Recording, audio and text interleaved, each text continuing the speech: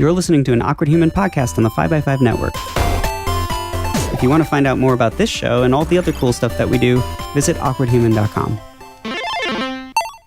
Hello and welcome to the Awkward Human Survival Guide. This week we're talking about micro-cheating, creepy stalkers, and accidentally coming onto your friends.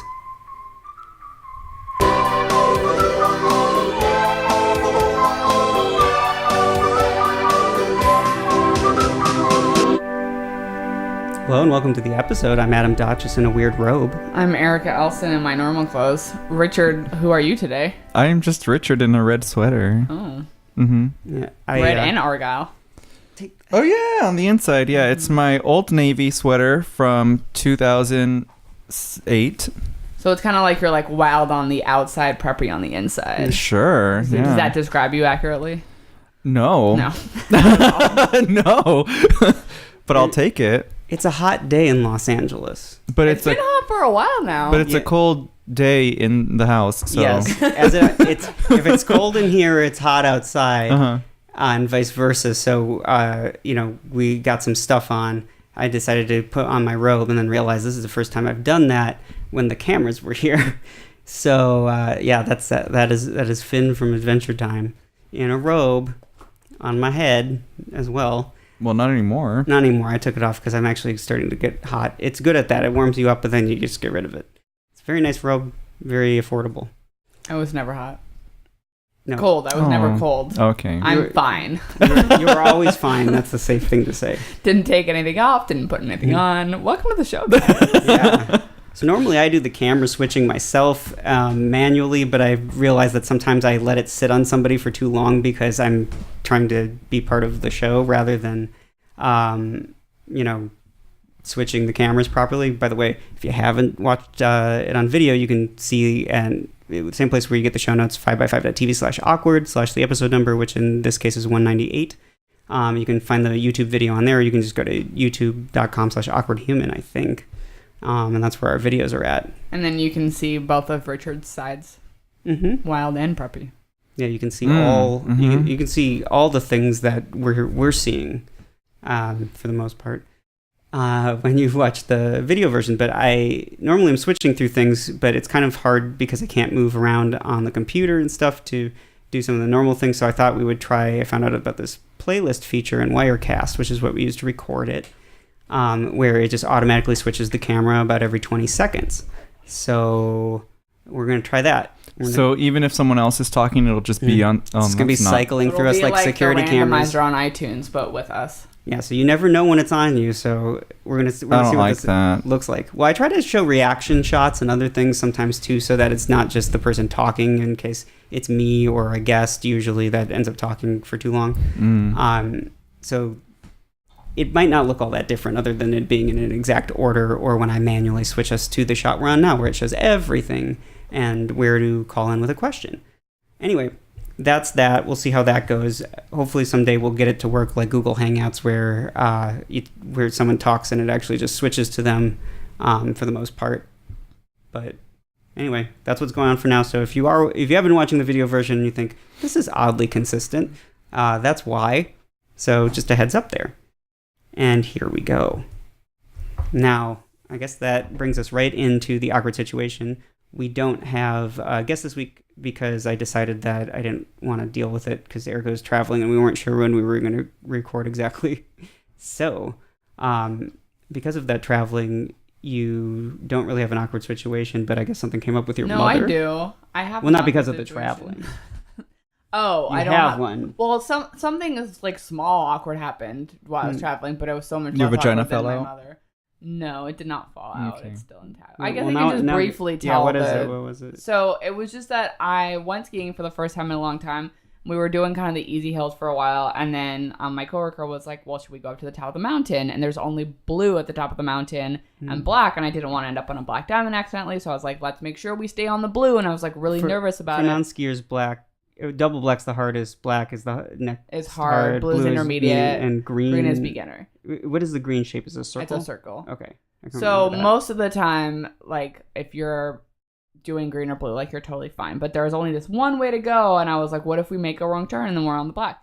So we go up and we get to the blue, and it still looks like kind of scary. And like me and my boss, who like hasn't skied for like 20 years, are like eyeing it, like, can we do this? There's not really any other way down, but like we'll probably be fine, right? We'll be fine. And so we start going, and we're like, oh yeah, we're totally fine. And we like stop halfway through, and she's like taking pictures. She's like, all right, see you at the bottom. And I like get back on it, and then boom, the snowboarder crashes into me. And I was expecting it to be a lot worse, but it was kind of like he grabbed me along with him, and I was stuck in what my boss called an ice dance with this snowboarder. And she was like, I watched it happen, and it was oddly beautiful. And I thought to myself, is there something I should do? I don't think there's anything I can do. So after watching you guys stuck on a mountain trying to figure out what to do for a while, I just kept going, and I figured it would be fine. Well, what did it feel like to you, though? Well, it felt very gentle. I really thought it would hurt when a larger man on a snowboard, because usually they're going faster than skiers, would hit me. I thought I'd have a bruise or something. It just felt like if you run into someone on the street. But then we were still together, and we were like, we fell, and he was like, I'm so sorry, are you okay?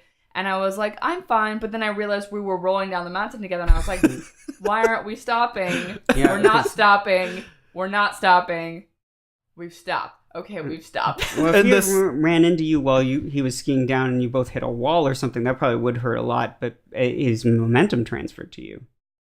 So that's why it didn't hurt? I would say that's probably why it hurt, or, well, I guess didn't hurt in this case, but it would hurt less because if you're both going down a hill and there's nothing stopping you, right, and you're on skis on top of that, I don't know if you're still on skis, I forgot already. Yeah. Then you would get pushed down with him, so it would just, the impact would be mitigated by the fact that there's still somewhere to go for both of you. Right, and we didn't fall instantly, so that's probably why.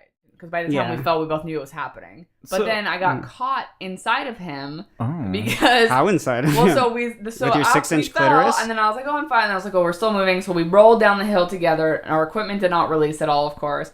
And then we were both backwards facing the mountain, and my butt was between his body and his snowboard, and my skis were on top of his snowboard, and I was facing the mountain. And so I'm just lying there trying to figure out the best step, but I'm like on this guy, and probably pretty heavy with my skis, and he's like, okay, I'm just going to give you a push. And I was like, are you kidding me? I'm backwards on skis that are to the side, facing the mountain in the middle of what I thought was a hill too steep for me in the first place. Like, there's no fucking way I'm getting on the skis right now. I was like, I'm sorry, I'm just going to take these off. And he was like, okay. So I'm just like getting the skis off and like moving them out of the way. And then I have to like awkwardly hop over his snowboard. And I'm like, are you good? And he's like, yeah. And he just stands up and keeps snowboarding. And I was like, are you fucking kidding me? Well, because they're used to falling down all the time. I know. But then I'm stuck in the middle of this hill holding my skis thinking I was just going to put them back on. But I couldn't put them on because I can't put skis on at an angle, like on a hill, because I'm not good at that. Oh, you just got to like lay down sideways. No, I just can't. It's never. Is it like chopsticks for you? It's just my body doesn't. Why didn't you just roll down? Well, then that's what I decided to do. I was like, you know what? I'm halfway through this hill. I see a flat surface ahead of me. I'm just going to slide down on my ass. Like I've done it before. So I sit down, I put my skis on my side, and then I start going so fast. And I'm like, oh no, now I can't stop because all I have is my butt. And the skis are carrying me along faster because I put them flat on the ice. Your butt's that slippery. I don't know. Nothing was stopping me. I was digging my heels into the snow. I was putting my arms down. I just couldn't stop. Was this real snow or man-made snow? It was man-made snow. Okay. So eventually, I just like shoved the ski and the boot down, and I was like, fuck this. And then I stood up, and then I was like, I'm still not at the end of the hill. So then I walked down, and this man was like, are you okay, ma'am? The same guy? No, different guy. And I was like, I'm fine. I just need to get my back on. And he seemed very concerned about me. I was like, I literally just need a flat surface. I will be fine. Did you go back up to the blue? No, I went to a different blue that was much less long. Because I was like, if this happens again, I don't want my journey down to take this long. Okay. Yeah. I've never fallen while skiing. So what is that like? Like, because I always skied once. It can be bad. I've never hurt myself, and I like count. Well, because I can't even imagine falling and like being trapped with another person while skis and snowboard are on. It's uncomfortable. It's very awkward. I feel like that would just cause legs to break. Well, no, I can tell you some instances of different levels of pain. There's my cousin Carly who basically slipped a little bit and fell weird and fractured her leg and had to be carried out in a helicopter from the top of the hill. It was a completely like... How much was that bill? Oh, I don't know. I'm sure it was a lot. Yeah. But and her recovery took like a year. Ew. Yeah, it was really bad. And she just like slipped She a little never bit. skied again? No, she skied again. Oh, I think. good for her. I think she did. I mean, it was a weird accident. It wasn't like this trauma over skiing. It was this. She was in a situation where it could have happened to anybody. She just like slipped and fell really weirdly and broke. And so I don't think it hurt that much. But then there are instances in which you like your ski gets stuck in a mogul or you slip around them. Moguls are usually the way to hurt yourself, as I've learned, because I love them. And I've never been good at skiing. I would usually just compensate with leg strength because That's why I can't get up. Yeah, like you can't do moguls if you can't push back. Otherwise they push you wherever they want you to go, and then you'll like flip over and land wherever you end up, and that can hurt a lot. So if you wipe out on a mogul, like any possible landing can be pretty bad. It's like flying over a jump and then landing in on a hill instead of something soft and that will catch you nicely. Okay. So that's bad. And then there's the problem where I accidentally stepped on someone's snowboard with my skis on the chairlift, and then when I got off the chairlift, his friend grabbed me and he punched me in the stomach. Yes. Well, that's really a different situation. Yeah. Yes. That's no. I think I've been lucky because I'm a wimp when I ski, because I always am like, oh shit, is this too much for me? Is this icy? Is this scary? So I never go fast. Mhm. So it's a lot easier to not injure yourself if you are not out of control, and also if you know you're gonna fall. Like as soon as this guy came towards me, I was like, oh, we're falling. So it's just kind of easier. Like Wait, how did you see him coming? Because I saw him out of the corner of my eye right next to me. Oh. Like, you can always usually have a lot of space around you when you ski, and if there's someone really close to you, you're like, oh, they're going to hit me. Like, if they're not moving, you're supposed to always assume the people in front of you aren't going to see you and move out of their way. So if he's not stopping, like, it's too late for me to do anything about it. Are you suing? No, Okay. you can hurt me. But the point is, if you know you're going to fall, it's a lot easier to not hurt yourself. Some people wear rear view glasses, and like a lot of time you have to wear goggles, so that's not really an option because they're so padded and everything. But if it's like a warm time, like where Erica was skiing, since it's out in this coast where it's still warm, it's you can get away with glass. Yeah, like I've skied in like a t-shirt and shorts before There in were May. people skiing, and someone was in a tank. It's only uncomfortable if you fall, but you get over it really quickly because the snow. It's like it's cold. Well, but it doesn't- man-made snow is like a cold typically pool. harder, isn't it? It depends. I mean, it's definitely not soft. Yeah, but, I think that's true. It's harder, but it also got really slushy yesterday. Mm. So it was kind of a mix of like very hard packed, almost icy snow, and then squishy soft. But it's never a soft like a delightful soft fresh powder, but it can get soft like slush, and then it just slows down the skiing a lot. Okay. Yeah, I remember it being kind of like more icy when I went to A Basin in May, because they would usually have to do a lot of man-made snow at that point of the year. Yeah. We'd be lucky if they were even open. So that was, I don't know. It was icy, but well, that was a short We conversation, talked a lot wasn't about it? skiing now. I guess we should just talk about your mother in brevity then. Okay. Well, I 'Cause mean, that one's pretty quick. yeah. And everyone loves a good Erica's Maria of the mom. Church Okay. story. Well, now Maria of the Presbytery. Did I tell you this? No. Yeah. Well, I told you this actually. Oh no, I already knew. What did you ever figure out why she sent me the listing? It was a mistake. Okay. Because I was like, That might it's have been not useful that for her to weird say. that she sent it. Oh, she didn't realize she sent it. Oh. It wasn't that weird for her to send you something in French completely randomly, but it was a little weird Yeah, it's to not send the it to first you time. directly in a message. Because I Mhm. was like, how's he going to understand that? She's like, yeah, I was trying to post stuff on Facebook, and then I sent a message, and apparently I sent it to everyone. Oh. And I was Oh, like, to oh, everyone. okay. So I'm the only person that told you about it? No, like everyone on her list, who she's friends with Oh. on Messenger or whatever. She meant to send it to like Right. a couple people, and she sent it to like 60 people, like everyone she's ever messaged. Oh, okay. But I don't know. I might have gotten that message actually.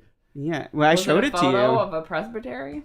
I don't know. Was it in Messenger? I don't Yeah. even know what that I'm meant. gonna have to check because I What is feel the word like that people use here for I that? forgot what it is already. It's a priest house, essentially. It's where the priest lives next to the church. Oh, maybe it's called that. Mm. I She said it's called like an ants or something. Something random I had never heard. I a have no idea. manse? I don't know, but Anyways, she used to live in a church. She was like, I don't want to own anymore. and have all this work to do. I'm going to go rent an apartment. And that lasted for about 6 months. And she was like, I'm moving into a priest home.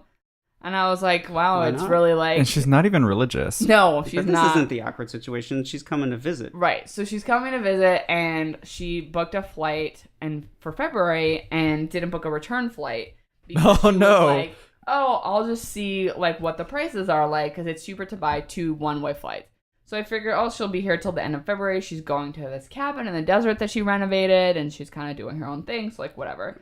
Oh, cabin in the desert. I thought you said she renovated the desert. No, she renovated the cabin. Okay. But this is the one you've been to. Yeah. Okay. I wouldn't put it past her to renovate the whole desert. Yeah, that cabin, I really wouldn't. That cabin needs renovation, so maybe you can just put it in her mind. She already renovated the cabin. No, the desert. Oh, yeah. When she goes back there, she's got more work to do. Spruce it up. So she's like, yeah, I'll just book it, whatever. In the meantime, my dad has been like trying to come out here forever, and he books a flight for March 1st, and he's like, I'll be here March 1st to 10. So I'm like, cool. That's a birthday present of me. Yes, that's what it is. Mm-hmm. So I'm like, March, that's way after my mom's coming. So she calls me the other day. She's like, okay, I booked my return flight. It's March 6th. And I was like, oh, did I not tell you Dad's coming March 1st? And she was like, oh, well, whatever. And I'm like, I kind of feel like we're going to end up in an awkward situation here.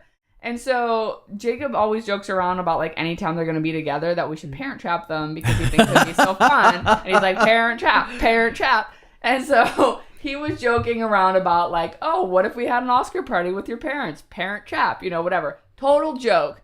So I'm talking to her today, and she's like, I was thinking maybe we should try to do dinner with your dad when I'm in town and, like try to reconcile. You didn't mention this part though. Is it possible Jacob said something to your mom? No, not based on his reaction when I told him what she said. So he thought it would be fun, whatever, but in theory. And so she's like, yeah, we should have a dinner. And I was like, we've tried this before. Like, it's always kind of awkward. And she's like, well, we're going to have to reconcile at some point because, if you get married or whatever, like, we're going to be there. She's like, I was watching this television show the other day, and these parents had their adult kid, and he was in a hostage situation, and they had to figure out how to get him out of the hostage situation. It happens to a lot of people, including you. They spent the entire episode just arguing, and they couldn't even figure out what to do with the kids. So, we really need to, deal with this ahead of time, because had they dealt with it beforehand, then in that situation, they would have known what to do. Your mom. Like, I really hope the problem is who's coming to the wedding and not I'm in a hostage situation. She's like, but we still need to pre-clear. If you pre-clear everything, then you can just deal with it when it happens. I can't believe I totally forgot about the awkward thing that happened to me this last week. All right, well, you can be next. Yeah. No, but it just reminded me because of the wedding. Oh. What wedding? Continue your story. Oh, yes, that's what I thought we were going to talk about beforehand. I totally forgot. Okay. Well, we'll get there in a second. Okay. Let's go. I thought Keep going. About that. Sorry, I can't believe I forgot about that. So that was kind of awkward in itself. But then, she's like, well, when is he here? What are you guys doing? She's like, why don't you just come visit with him to the cabin? And I'm like, you want me and Dad and you just stay in the cabin together? She's like, no. I'll get a hotel room or whatever. But you guys could come out to the desert. And I was like, no. And then I was also with, the weirdest situation. She could go to. There are more immediate, simpler problems to solve. They live in the same country. I know. Just go hang out with them there all the time. We never have dinner together when I'm in Montreal. You should come to the desert with him. You don't even need to hang out together. They could go to dinner and talk. No, she wants us all to have dinner. Well, you can do that. I'm the peacemaker. But they should take some baby steps on their own. But she's tried that and it doesn't work. Haven't they had dinner? Since the divorce? But it's just awkward. No, they've definitely talked since the divorce, but the last few years have just been awkward. It's not. And that's why I was like, I don't know if I want to do that. She was like, well, I don't need to do it. It's for you. And I was like, you suggested it. And she's like, well, I really think we need to get these things in order if anything happens. And I'm like, all right, well, you need to figure out, do you want to do this or do you just think that I want to do this? And then she's like, well, what do you guys have planned that weekend? And I was like, oh, well, it's Oscar weekend, and there's some panel he wanted to go to, so we're going to go watch some movies and then probably watch the Oscars together. And she's like, oh, well, if you guys are watching the Oscars, maybe I'll just come down for that. And I was like, what do you mean? And she's like, well, we could all watch the Oscars together. And I was like, where? And she's like, at your house. And I was like, oh, so I should tell my friends, hey, come over for the Oscars. My divorced parents who haven't talked for 3 years will be there. Bring wine. And she was like, why not?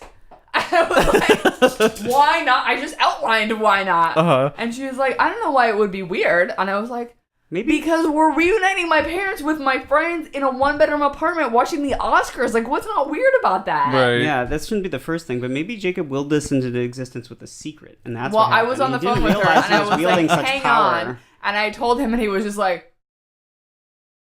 So I don't think he wanted it for real. I'm glad the camera was on you for that one. And then the other small snippet is that my mom's really excited about like marijuana being legal and edibles being available in California because apparently they're not in Canada, even though it's legal there too.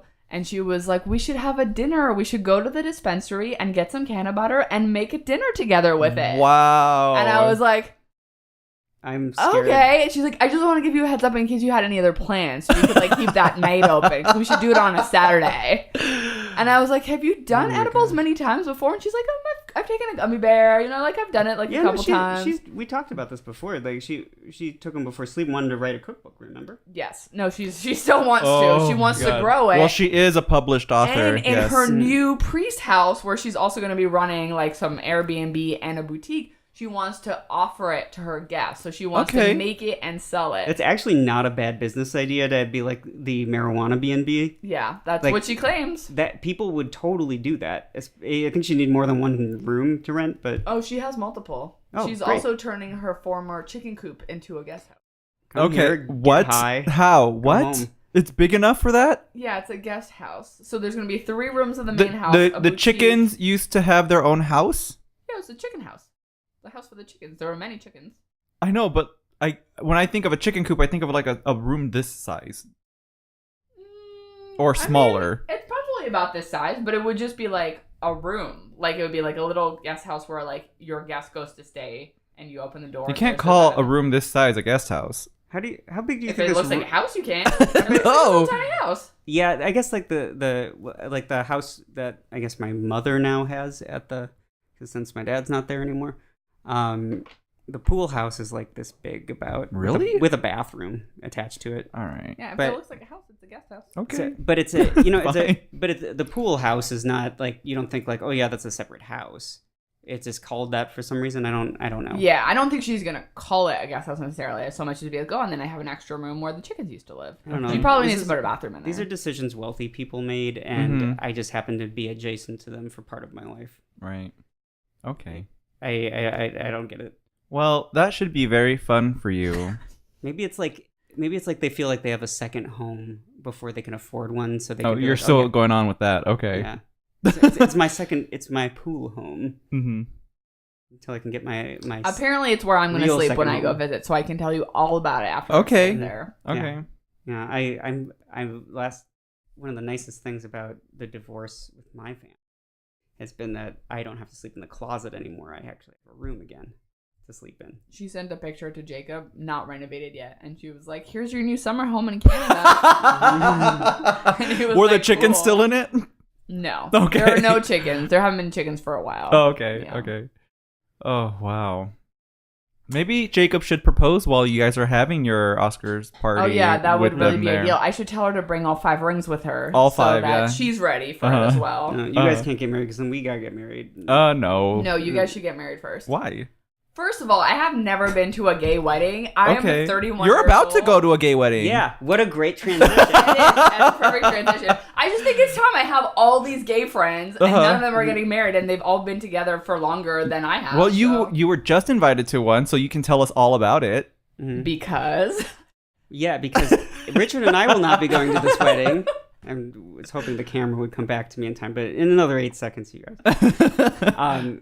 So I made a website for some the wedding website for some friends of ours who are lesbians that are getting married to each other. All together now.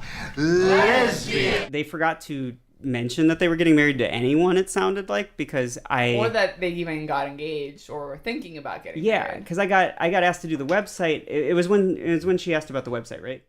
Yes, Because I turned to you and I was like, "Did you know she's getting married?" No, you said, "Did I know that Charlie's getting married?" That's right. Oh, you just said her name. Fuck. Whatever. I mean, she's gonna know. Well, yeah. How many lesbian couples do we know who are getting married? I know, but it's nice to not mention them. Well, sorry, you should have not fucked up the invitation. So we don't know exactly what caused this problem, but I made the website. I actually helped them with printing the labels for the invitations and with the artwork on the invitations. And so I just assumed, and I'm pretty sure that I was told at one point that I was being invited. So it wasn't not so much like, we're inviting you explicitly. Here's facts to throw in our face later. But more so subtext. No, it wasn't even subtext. It was like, you'll get the invitation around this time of, like in January or something. That I was told that. And so I had assumed. And then we were watching TV after tennis last week, or this week, I guess, technically.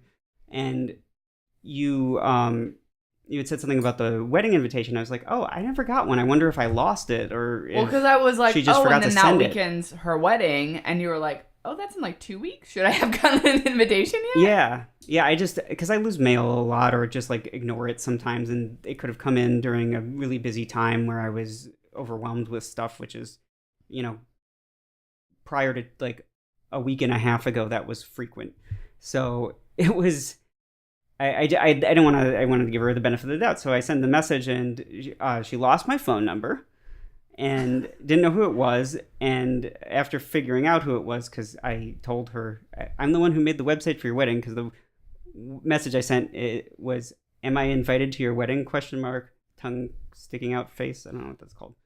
But the emoji. I still think that was an aggressive message. Yeah, you think so? But her response was basically like, "Sorry, who dis?" Yeah. Yeah. Yeah. Well, no. The first message wasn't aggressive. It was because she said, "Who is this?" And he responded with, "The person who made your website for your wedding." No. I said, "See if you can guess."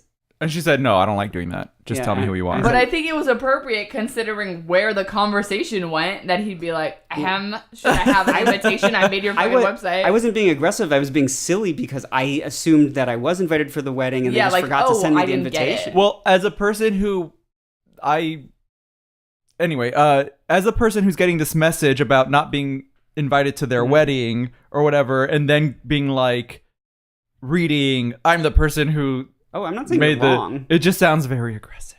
I'm not saying you're wrong. I'm just I don't know how it was interpreted or not, and it's text, so that can happen in a lot of different ways. But more so that what I'm saying is that. Well, let's get to the punchline here. Well, I think we know the punchline is that I'm not invited to the wedding. Yeah, and not neither invited. are you. Yeah, well, I don't really know them all that well, so it was fine. But you do know them, and he wasn't. Yeah, but it's also a little weird that you are and I'm not. I don't think it's weird that I am when you're not. I think it's weird that you're not also invited. Yeah, that's what I mean. Yeah. But like, I don't think it's like... But you have a +1, right? And your boss is invited, right? To be fair, it was her boss. Yes, that's true. But her ex-boss. That she worked with alone for 2 years. Yeah. So it would be like if Denise wasn't invited to your wedding. I'd still invite me. First. Well, the thing is, because weddings are expensive. I think there's two things that are weird. One is that I get a +1 that's not Adam. Like, if seats were that limited and she would have said, "Hey, I don't really have room for +1s. Like, I know you've been with your boyfriend for many years, but can Adam just be your +1?" I would have been like, "Oh yeah, that's fine." Well, okay, so out of the +1 before. I've been invited to a wedding where it was like very limited amount of guests or whatever, and I felt weird that I was invited in the first place because I didn't know this person very well. But on the invitation it said +1s or whatever, and so I sent the RSVP, and I was like, "Oh yeah, put me down for +1. I'm bringing my boyfriend or whatever. We're both vegetarian, blah, blah, blah, whatever." Sent it. I got a message later saying, "Hey, by the way, sorry, you can't have a +1 because seating is limited and blah, blah, blah, all that stuff." I think that's weird. Why did they offer you? Like, why did they offer me +1? Yeah. In this case, I think that instead of saying, "Can Adam be your +1?" be, "Sorry, you can't bring a +1. Are you sure it wasn't a gay thing? Because, why would they offer it and then say no? No, there were gay couples there. Okay. Well, because some people they knew both people and were like, "Oh yeah, of course both people would come," and then maybe they were like, "Oh, now everyone's bringing a +1. We can't have that." Yeah, maybe. Yeah. I guess it could be poor planning. A lot of people say it's a hard thing to plan. If they're limited, they're like, "I want the people at my wedding to all be people I know." It's like, no, just like bringing the person you've been dating for a few months or like whatever. Yeah. So it's the thing is, it's like I don't love weddings or anything. Like I want to be there for people if they want me to be there. If they don't, clearly not going to happen anyway. But it's like I want to do the right thing or be, show up to stuff because I want people to show up to my stuff. Because sometimes life gets difficult and you think like I'd rather just flake on this. It's not that big of a deal, and then you end up not seeing people very often. And I don't want to get into that situation because a lot of the times it is really fun and you just get in your head and think it's not going to be fun, and then you go and it's fine. And sometimes it sucks. But I just try to, make sure I'm seeing people as much as I can when I can, especially if they're showing up to stuff that I'm doing. But if it was a situation where they couldn't afford to have me there, I still think it's a little weird that Erica's invited and I'm not. However, it would have been totally fine if someone had just said something to me like, "Hey, sorry, this is really uncomfortable or awkward or whatever, but I will. We can't bring you to the wedding. There was an error, and now I'm not like there's no money to do it." But the thing is, it's like I don't need a chair or a meal even. Like I would just. You don't even want a meal. Oh, that's not wait. The chair? Invitations no, the chair. I'd much rather have the weddings. chair than the meal. No, I'm just saying. Like, I would definitely take the meal over the chair. I'm saying I'm not going to drink anything because I don't drink. So if it was like. It was just Yeah, like, but hey, isn't come to that- the ceremony, but we can't feed you. No, I mean, I would be okay with that, but I'm also okay with not going. I just would have preferred that I was told that I wasn't invited instead of it being a big surprise after I helped well, them it with sounded their like a invitation surprise to website. her as well. Well, it didn't sound like it was a surprise. It sounded like Oops. Like something got. yeah, that she might have not realized that it had happened, or she did realize and is like, oh crap, he noticed. Yeah, I guess in my opinion with the whole situation is that I feel like you should have gotten an invitation because you did a lot of work for them regarding the wedding. Yeah, but also I'm her friend. It's not even that. We went to school together.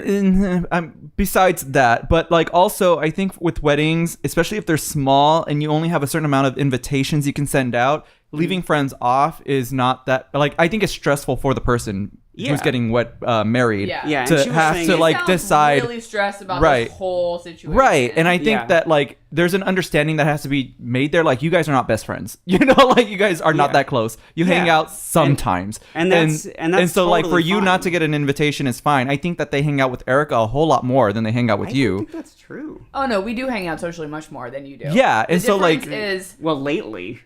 no, I was But- friends with Trilby before you had ever talked to her. Oh, for sure.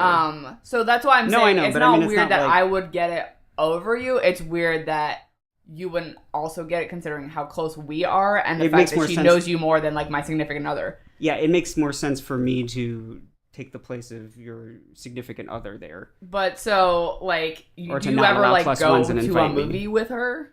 No, but we've done. I mean, I guess a lot of our stuff has been work related, but that's how I am with everybody because I don't Yeah, have well, fun. so I'd say you probably have a similar number of interactions, but we hang out socially much more, and you hang out in groups or for work-related purposes.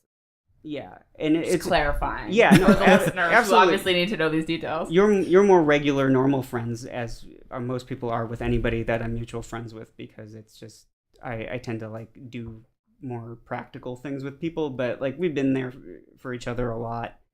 She and I, not you, Erica. Not that No, that's I'm not never true. there.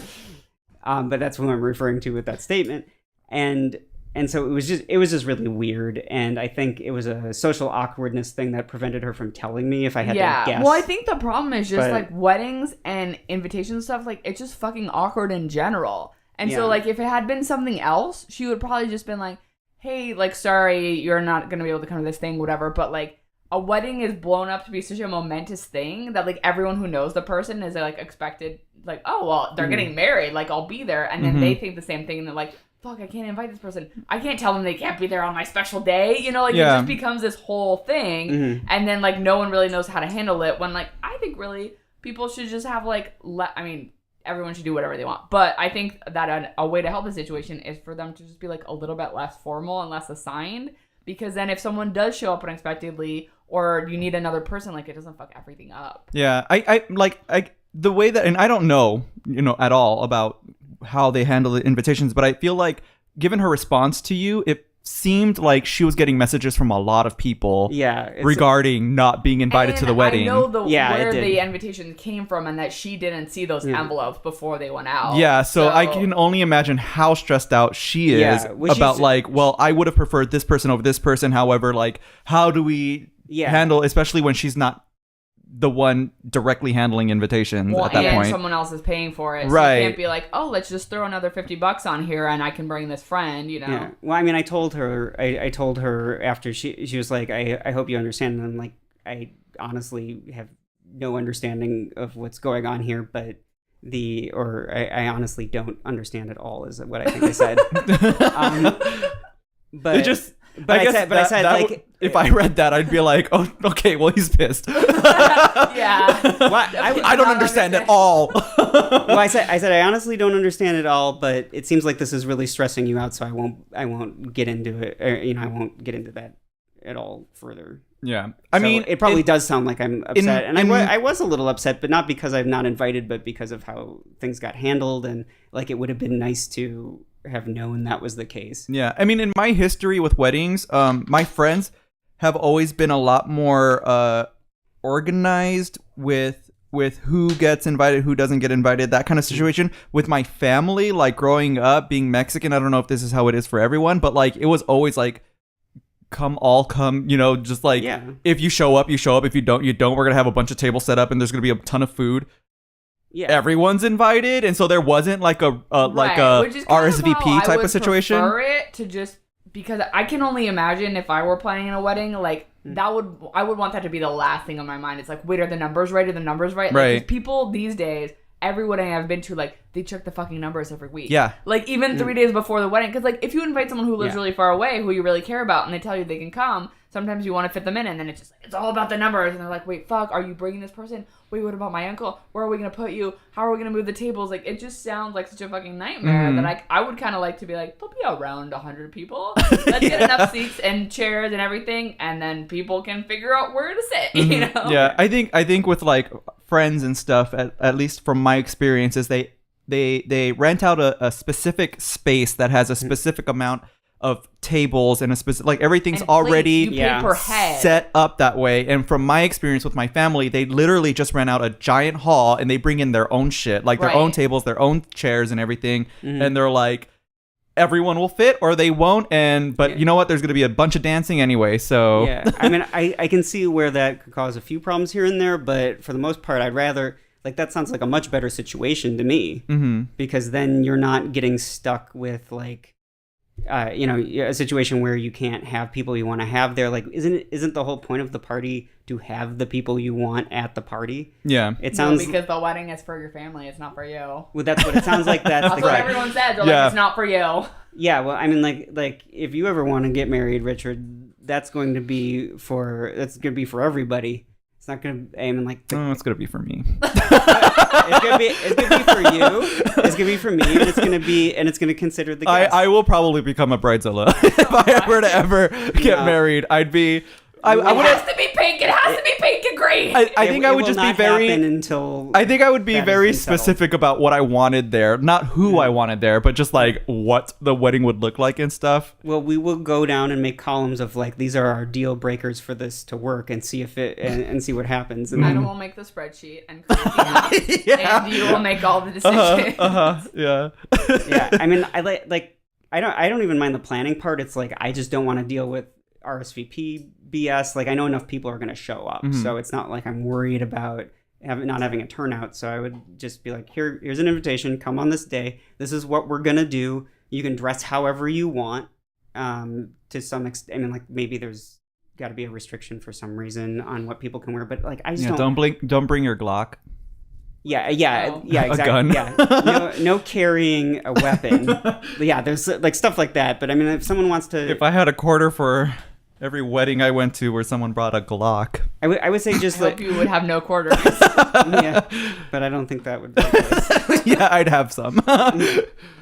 You could buy some gum. Mm-hmm. I was gonna say jum. I don't know why. Anyway, let's get to questions. Yeah, I'm getting hungry, and we haven't even started answering. Yeah, weddings are difficult, and I'm sure we'll have plenty of time to figure out. That's the moral of the story. Don't get married. Yeah. Go to City Hall. I mean, yeah, get married. Just don't have a reception. Yeah, marry when you don't have to rely on your family to pay for it, or someone's family, or someone else at all. All right, so. In regards to questions, you guys probably know at this point, go to awkward.email for all your options. 509-AWKWARD is the number to call or text. That's good enough. So our first question comes from Michelle, 22-year-old straight female, says, "Hi, awkward humans. My name is Michelle." Okay. I ruined that one. I fell for it. Yeah, make it longer. Yeah, that's what I'm trying to do. Mm-hmm. And my boyfriend likes to check out other girls when we go out in public. He tells me he loves me and I'm not jealous or anything, but... which probably means maybe you are. I still get bothered when he does it. I think I get why people want to say they're not jealous, but I think that's what jealousy is that you are bothered by someone paying attention to someone else or something else someone else has. In the definition that we would all understand but it's it okay. to be. It's like people get but jealous not by the sometimes. literal it's definition. Fine. It's not wrong. It's the action from it that's wrong. Sometimes. Anyway, she says, I don't want to break up over this or anything, but I don't know what to say to him or how to think about it differently. I trust him, so why do I feel like this? Because it's jealousy. Yeah. I can handle this, I think. First of all, I don't think we should call this micro cheating, as referred to in the intro. Oh, I don't know.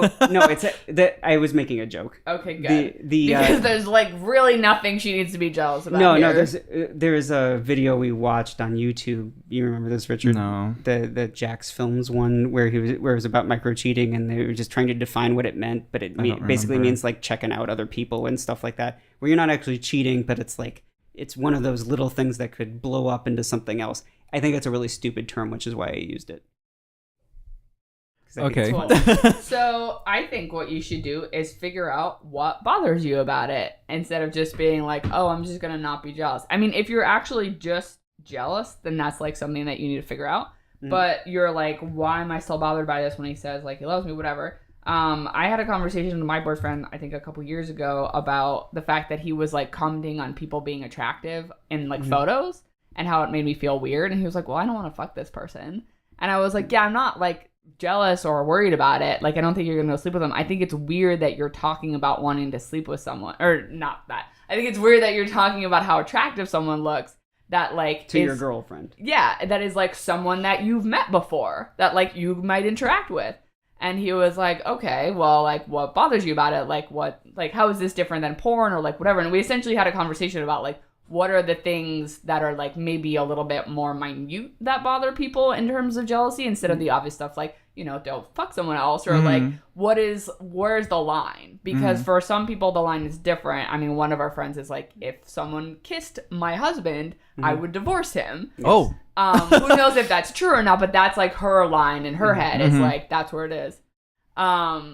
For me, I don't think I would do that, but then like there's some stuff that like I think bothers me more than other things. Like I have absolutely no problem with porn, and I know there's some girlfriends that are like, I don't want to know about it. Like a lot. Like you're lucky if they just don't want to know about it. Right, but I think a lot of people know that it still happens, but they want to pretend that it doesn't. Yeah. And they're like, oh, well, we live together now. Why would you need porn? Like, you have me. And it's like, well, that's not really how it works. But, like, whatever. Yeah. Are you on my dick 3 times a day? Because that's something, you know, like... Right. I can think of... That's not me, fortunately, because that would just be... I don't know how people live their lives if they have to masturbate that much, but they do. And so, like, I wouldn't care if he went to a strip club, obviously, because I've been to one with him before. But, like, he asked me, like, well, would it be wrong, like, not cheating, but, like, wrong if, like, someone gave me a lap dance and I came from it? And I was like, I think so. I think it would be. And he's like, I think so, too. But I just wanted to know, like, if I'm ever in that situation and it happened accidentally, like, oops. And I'd be like, yeah, because someone else gave you an orgasm. Like, that's weird. But you getting a lap dance in principle is not weird to me. Yeah, so it's forgivable because it could be at a bachelor party. He's like, oh, yeah, sure, I'll go along with it. Now he's probably going to be like, no. Right. But like, I think the important thing is, like, the conversation was just about... by accident. Like, that's... he didn't mean to, that's accidental but that cheating. would be weird for me. Oh, for sure, So it'd be weird. obviously he wouldn't want to put himself in a situation where that could happen. Yeah.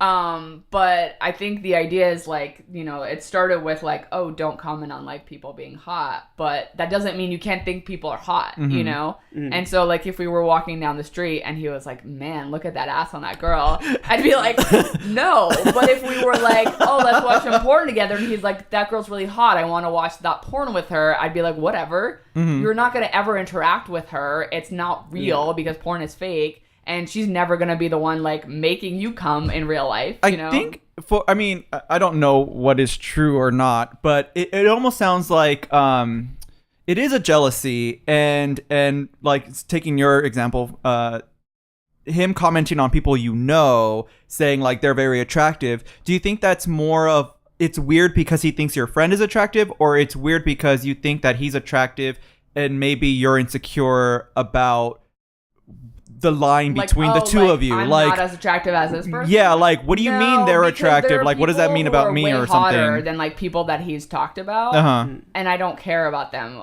For me, it's like it's more of like a respect thing. I think that it's like, these are people that I know. Well, not these. I think it happened one time, but like, like this is someone that I know, and you're with me. Whatever you think in your head is fine, but you shouldn't be telling me that, because now I'm gonna think, oh no, what if you find this person attractive who we know, and you're weird about it? And I don't think he would ever be like that. But it wasn't so much about me being like, wait, but am I still attractive? But so much as like, will you put me in an awkward situation because of this? Well, people have trouble balancing. I think that you know, like, am I still attractive, or does she have something that I don't have?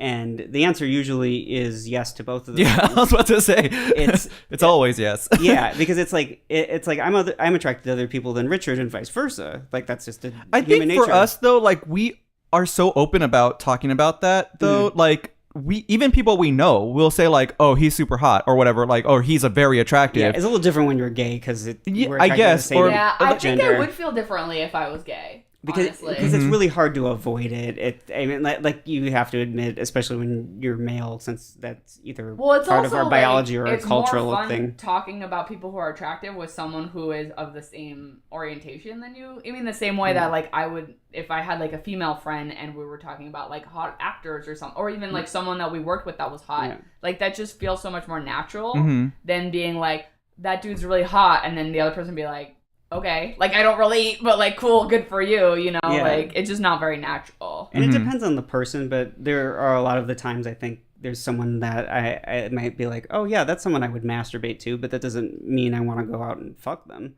It's like, I don't like have that spank bank situation, I think, where people see someone on the street and be like, yep, I'm gonna jerk off to that later. Yeah. I will still look at people on this, if there's like a hot shirtless guy running around, I'll usually notice that one because of the difference in the contrast in motion will catch my eye, and then I'll be like, oh, extra bonus. If Jacob had said that guy is attractive, is that still weird? Oh no, that's hot.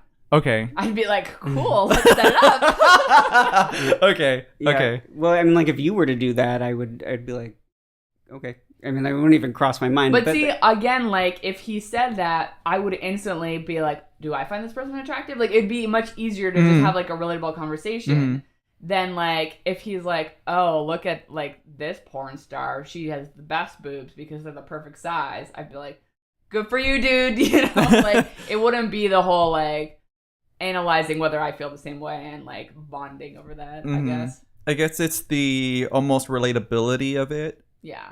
Okay. I think so. I don't think this is this girl's problem. I'm just saying, I think that what she should figure out is, like, what bothers her about it. Is it the fact that he's attracted to other people, or is it the fact that she notices it when she's with him? I think it's because she's noticing it. She's seeing him look away to someone else, and she feels like, I'm right here. Yeah. And like, then the conversation can be like, can you just try not do that when I'm here? Because you can not do that. Like, it's not that hard. And he can, like, look at other people when he's alone. And I think that's something that's workable, like, for a person to do. That's the thing. It's not that hard. Yeah. So, like, if she can go to him with that, you know, like, hey, when we're together, like, just try not to do that because, you know, for whatever reason, it really bothers me. It may be insecurity, it may be jealousy, whatever it is. Like, it bothers me that you're checking out other women when we're together. Can you try to like minimalize that? You can even compare it to like, don't be on your phone when we're on a date, you know, like, because he's probably like, oh no, but I love only you, like, I don't want to sleep with anyone else. But you can be like, it's just about like, when we're together, I don't want to be thinking about that. Like, can you just like focus on me, and then I won't worry about it because you told me not to, you know? Yeah, I mean, sometimes you got to do stuff for your significant other because it makes them feel better, or, you know, helps in some way, even if it's like, but if you're the significant other asking for that, it, you know, it doesn't have to be like, it doesn't have to be put in terms, I think, where it's a negative necessarily. Like, I mean, like, for example, when I go to Richard and I'm like, let's have sex, and you're like, okay. And I'm like, could you put a little enthusiasm into it? Because like, to me, I'm just like okay, like, but like, he wants me to be more excited about it, which I get, but it's just like, I don't know why. I don't feel like that kind of emotion, because it's like, well, yes, you know, like, we have sex with each other, we enjoy sex with each other, and I know at this point that you're like, so like, for me to just be like, okay, you know, like, it's just weird to me. Maybe okay is the word you need to change. Yeah, no, there's that's the problem. Or like, even when I say sure, like, it's the tone that he doesn't like. Yeah, well, a lot of or something, or like if I say yeah or something, like, he doesn't like the tone of it, and so like, for me to like to make the tone brighter, it like feels unnatural. Well, the tone, which I totally understand, because you're not like that, but the tone to me, even though I know it's not the case, because we end up having sex and I'm like, it's always like mildly surprising, even though I know that, because it's like, oh, he's much more into it than he seemed. I'm like, after enough of that time, it's like, I know where it's going, so it's not like it's, but for some reason it just like feels a little weird to me, and like, I don't think less of you for it or anything like that, and don't get mad at you over it or anything like that, which I think by this point, because we've talked about this so many times, that you know, maybe even, and I've never like really like dissected it, but maybe even the way you bring it up might be the reason why, because it's more like, do you want to have sex? And it's not like, let's have sex or something like that. Like, maybe if it was more of a like statement rather than a question, maybe I'd respond. I don't know. Then there would be no response. You would just like start taking your clothes off. Well, no, I could say, yeah, sure. That's exactly no. He's gonna walk the dog, and then we both like to generally shower beforehand, or at least if I haven't showered, or you have someone. Everyone needs to be clean. That's the point. So it's more like you're announcing the plan than that you're trying to seduce him. Yeah, I mean, well, sometimes I'll just, he doesn't like to get seduced, so it's and like, if I start feeling you up on the couch while we're watching TV, you don't like that as much as I would like to do it. But it's not like you've stopped me so many times, I just don't. So I bring it up, and then like, I don't need you to turn into bubble gum or anything, but the reason I bring this up is because you said, okay, sure, the last time, and it was so adorable. Because I noticed because we talked about it, I noticed it, blah, blah, blah. It made me feel really good. I reacted to it, I was like, wow, I didn't really, like, I had said this so many times, and you had never done it before. And I had thought this entire time, like, you know, I'm making such a big deal out of nothing, that this is so stupid, I should really just shut up about it. But then you actually did it, and I'm like, oh, this was really nice. Like, I knew you were faking it, but it was really sweet that you did it for me. So. I guess that's why it feels so weird, to just because it feels fake. Yeah, but I was like, I thought it was really cute, and I really liked it. So it was, which surprised me. I didn't think that I would care that much. So I don't know what the deal is. It's like, I mean, like, I think it's obviously like, I just kind of want to be told explicitly, like, yes, I want to have sex with you, and it's not a nuisance tonight. Because sometimes it is. There are times where, like, I don't feel like having sex where you've asked, and I'm like, I think we should do it the next day because we have Zumba tonight or something. And it's going to be rushed, and I don't want to rush. So, like, I think I've turned you down more than you've turned me down. Well, or I should say, I rescheduled things. Yes, we've rescheduled sex. Hey, when you've been together for a very long time, you got to schedule it sometimes. Yeah. So it's like, you know, it's like it is what it is. It's like it's not a you know, you're not offended because you don't care about any of that, and like, I don't ever feel like you're trying to deny it. I think a couple of times you've said, like, I don't feel so good right now, and let's do it another day, which is no big deal. But it's that sort of thing. I think to bring this back to the point, I think it's what these are all the sorts of things where it's like, this makes me feel weird for some reason. I just need some or want some assurance that it's not even always an insecurity. It's I think like, you want to feel cared for, right? So it's like, it's not necessarily that, I mean, like I said, maybe this girl is slightly jealous. Maybe there's other stuff going on. But I think it's the idea of like, if you're like, hey, you're my like safe person who makes like everything cool. And you're doing something that's kind of not making me feel that way. You want them to just not do that. Mm-hmm. So it's like for you, if it's just like wanting to make sure that like the sex is 100% good, you don't want to feel weird about it. For her, it's like, I don't want to feel weird because you're looking at other people. I don't really care what you're thinking. Just do this for me because you care about me. Yeah, I mean, for me, I think it also goes to a lot to the consent thing, and like, I obviously know when you're, I mean, like, we've been together for over 5 years. Like, you're not suddenly withdrawing consent without me realizing it. Mm-hmm. No, I will come back and accuse you later. Don't worry about it. Good. So it's just, but it's that sort of thing. Just like having been through sexual abuse myself, like I don't want anyone else to be in that position. So I'm always thinking about it, even though it's not a concern, between us, and I know that. But it's like, if I hear some enthusiasm or like these little cues tend to, I think, make me just feel like everything's okay. Go take a shower, shut up, and get laid, basically. And like that's what I need. And so I think when it's a little bit different when you're dealing with somebody, checking people out, looking at girls or guys or whatever the situation may be. In this case, guy looking at girls. I think it's a little different because I think it's a little unfair to ask him to stop doing that entirely, because he's gonna do it sometimes. But there might be like some other thing that can be added to the behavior regimen of what you guys do with each other, where he says something that makes you feel reassured, or he tries to hide it a little bit more, like Erica suggested, I think. Or was that you? I think we both agreed that it's not that hard to not check other people out when you're with someone.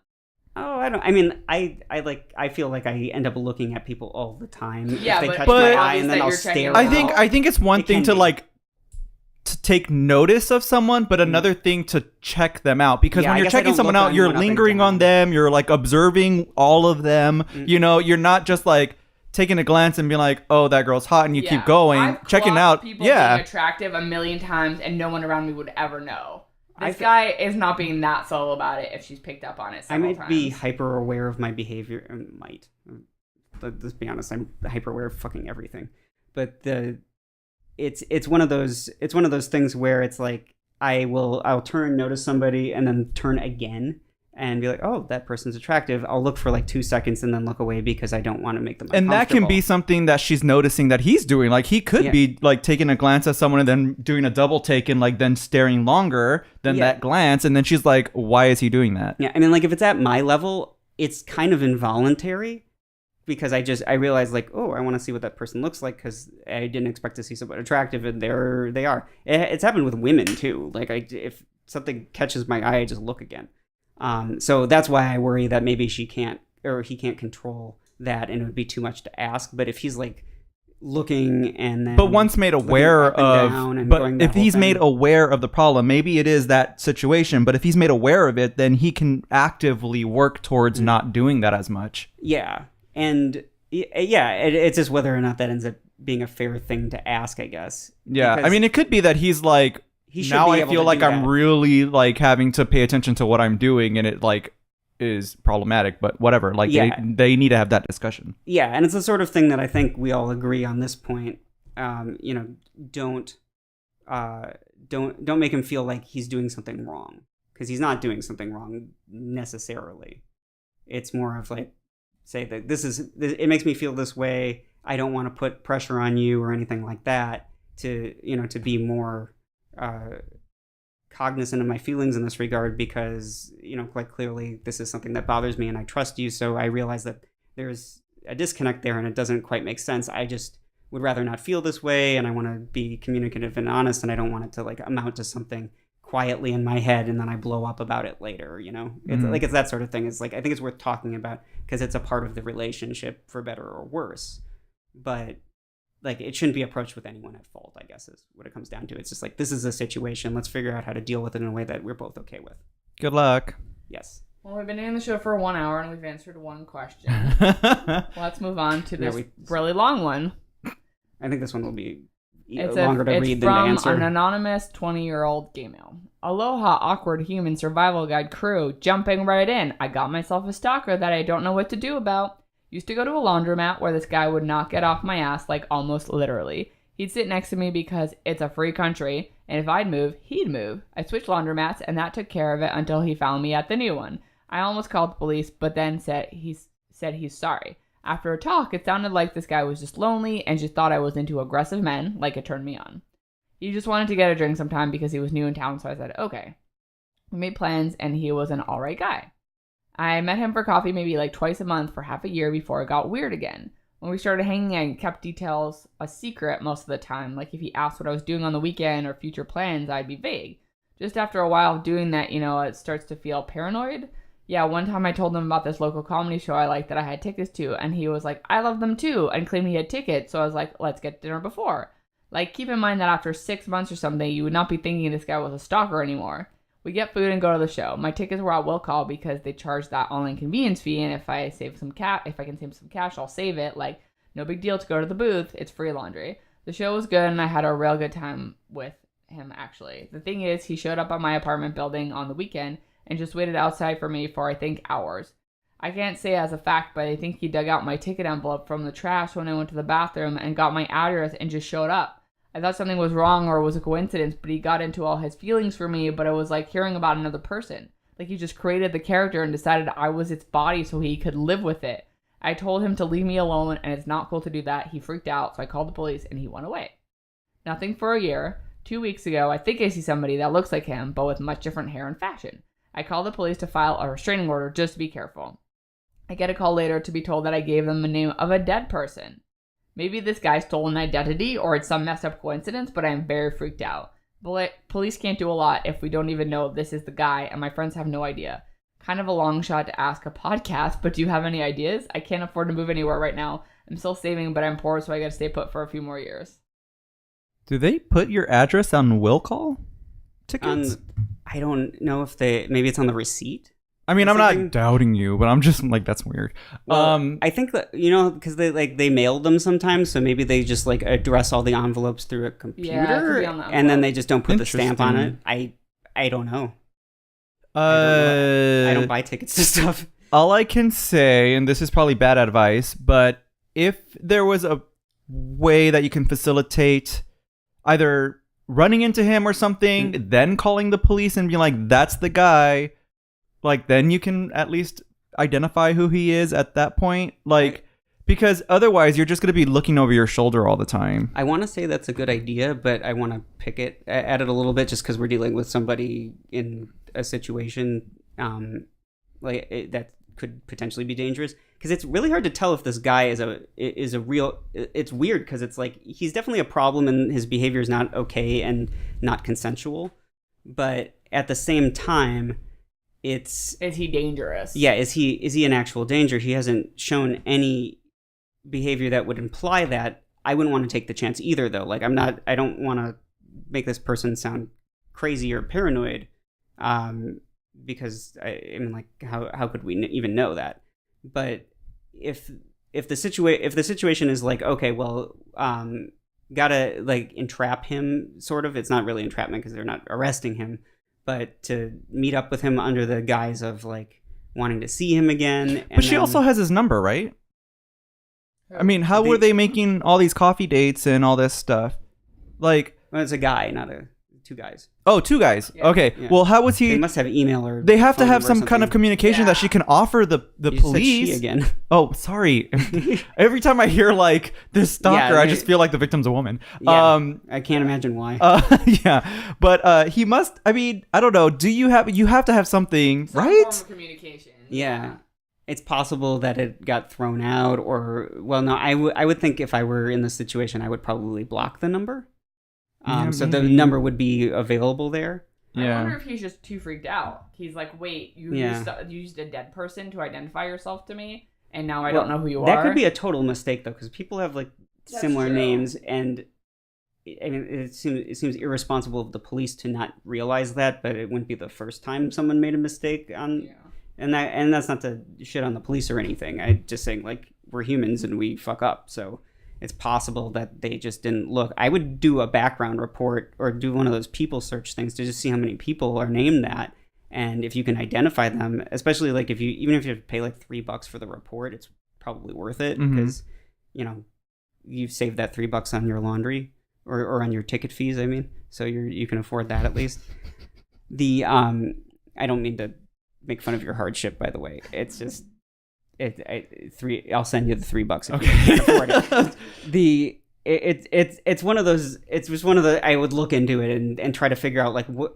I feel like there's not enough information here to understand exactly what's happening, and you might be really paranoid because you were legitimately freaked out by this happening, and now you're seeing this other person that looks like him.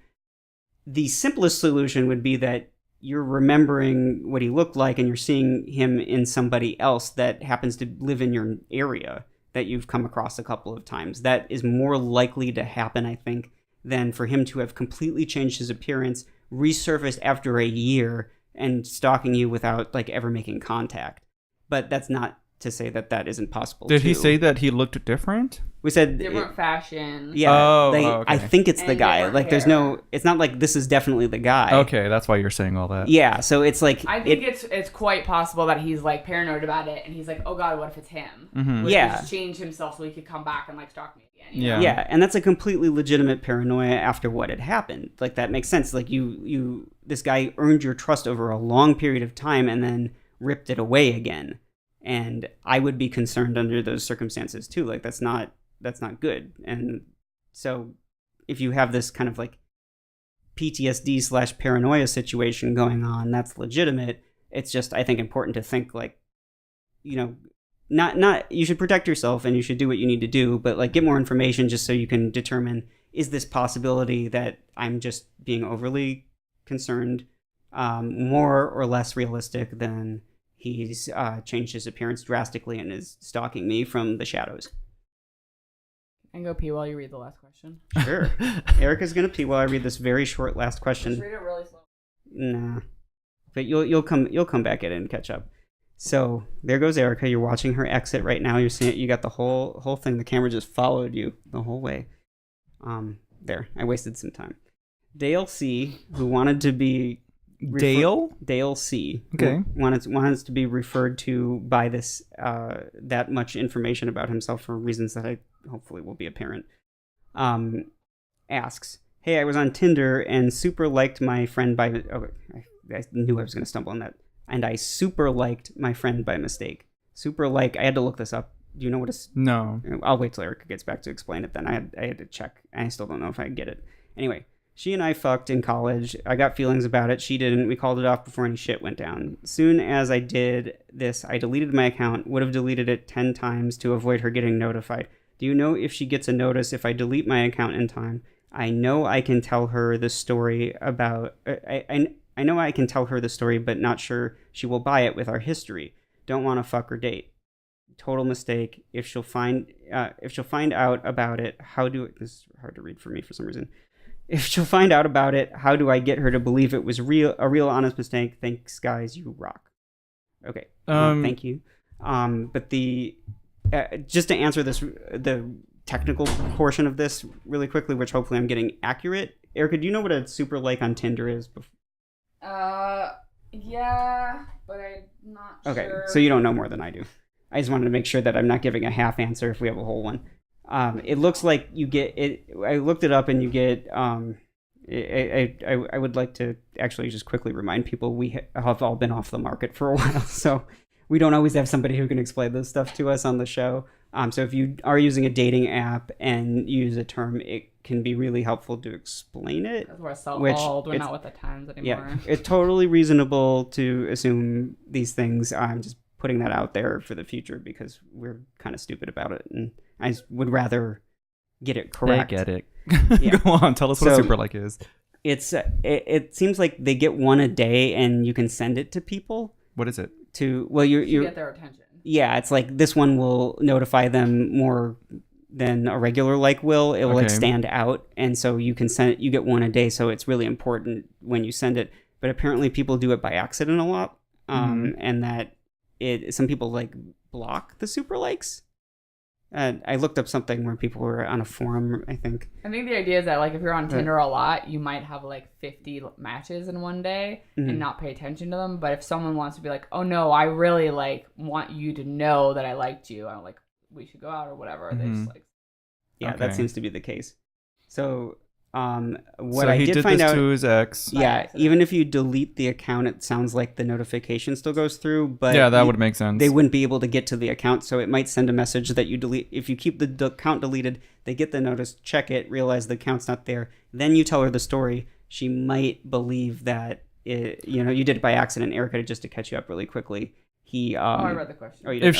If she gets the notification, checks it, and it's not an available account, why would he owe her a story? Yeah, why would he owe her a story? Like, usually when someone's deleted their account, it's like a gray photo and it says this user is no longer available, so she wouldn't know who it came from. But if it has his name or anything on it, like the notification had his name, or she saw it before the account got, like, she looked right away. I don't remember how Tinder works, but I think that with OkCupid, there are sometimes it says, like, you have a new like, but then if the person deleted their account, it just says this user is no longer available. It doesn't necessarily show their name. I mean, I've got to think that this is resolved already, because I think this came in on Tuesday. And I think he's just paranoid for no reason. I mean, not for no reason, but, like, who cares? Well, I mean, who cares if she got this notification? If she doesn't approach him and is like, why are you sending me super likes?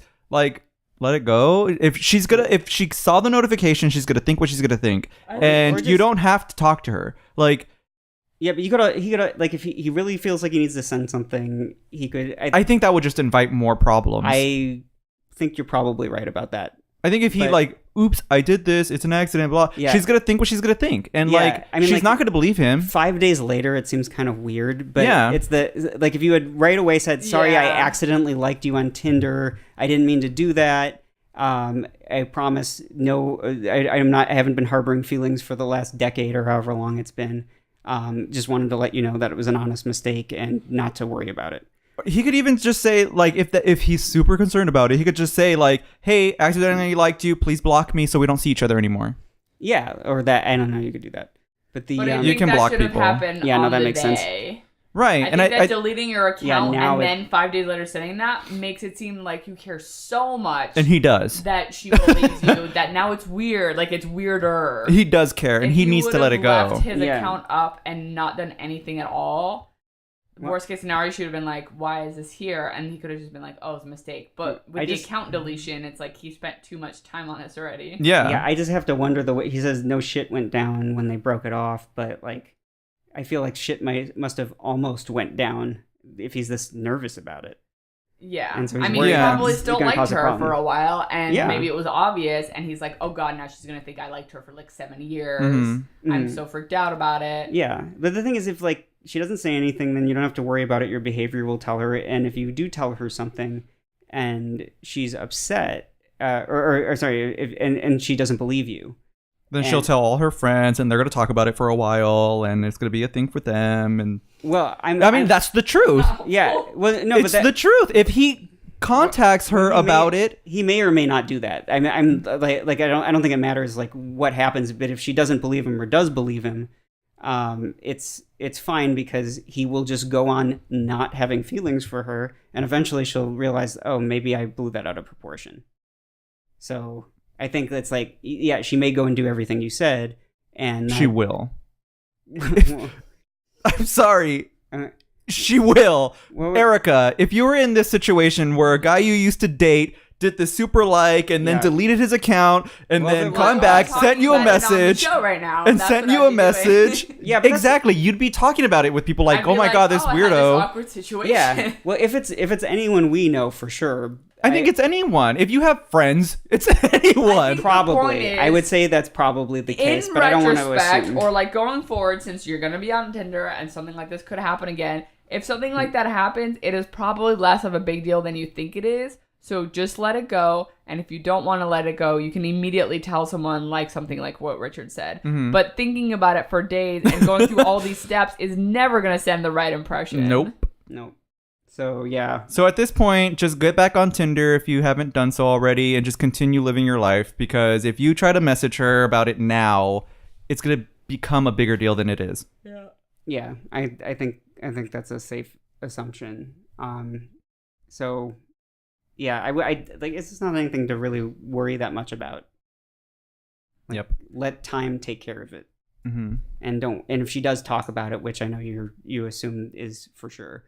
No, at this point she may not talk about it, but if he messages her, she definitely will. But regardless, I mean, like, even if that does happen, I think it's like either way, just you can't control it. Don't worry about it. If she's not, like, it's out of your hands. It was a mistake. And if she is not, I guess, mature enough to take that seriously and you're handling it well, which I don't know if you are or not, then, you know, you can't do anything about it. So there's no sense in worrying about something you can't control.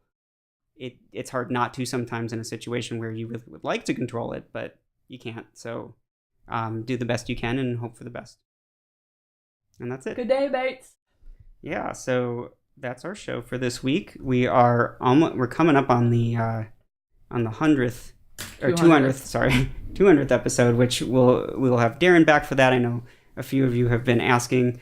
We actually, based on our previous question from last week, someone who liked Darren, who wanted to remain anonymous, I'm trying not to say their name, we designed a shirt around that, which we will unveil on the 200th episode. It's a Darren shirt, so if you love Darren, you can wear him now in a totally legit, legal way. And we'll put that out there then and have a very special Awkward 200th. But next week we have, Erica, you know who the guest is better than I do. Yes. Are we teasing the guest now? Yeah, we can do that. Next week we have my coworker, Sam DeSura, who does sketch comedy and improv. And interestingly, her job is basically giving advice to people all day. So I was like, I don't know why I never thought of you to come on the show, because you're someone who deals with awkward situations and like talking people through problems, but then you do comedy on the side. Yeah. Well, cool. We will be talking to her soon and some other people I can't remember in the future that I think we have scheduled already, but can't tease that because I don't remember what we did. But anyway, if you want to call in and ask a question or write in or whatever, just a quick reminder, awkward.email, 509-AWKWARD is the number to call or text. And that's all. Thanks for listening, and we will see you next week. Bye. Bye.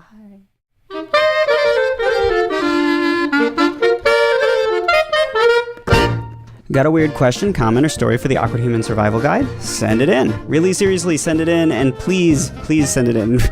We want it really bad. You can do that in all sorts of ways on awkward.email. Yes, that sounds weird, but you literally just type awkward.email into your web browser, and it's like a regular website. It pops up our fancy contact page, made lovingly by Connor Vickers, one of our favorite listeners and an awesome developer. If you're more of a phone person, you can just go ahead and call or text us at 509-AWKWARD. We love voicemails. We love hearing your questions in your own voice and your own words. It's beautiful. So do all of that. Send us stuff. We love hearing from you. Also, check out our website at awkwardhuman.com. Follow us on Twitter at awkwardhsg. That's HSG as in Human Survival Guide. And on Facebook at facebook.com/awkwardhumangroup. Before we go, a special thanks to Renee Weiss for the theme music for free, and whomever wrote this ending theme you're listening to right now. It was a royalty-free track we paid for, so they don't get any fucking credit. They got money instead. Anyway, that's all we got for you this week. Thanks again for listening. Please send in your questions, comments, and whatever stories you may have, and we'll talk to you next week.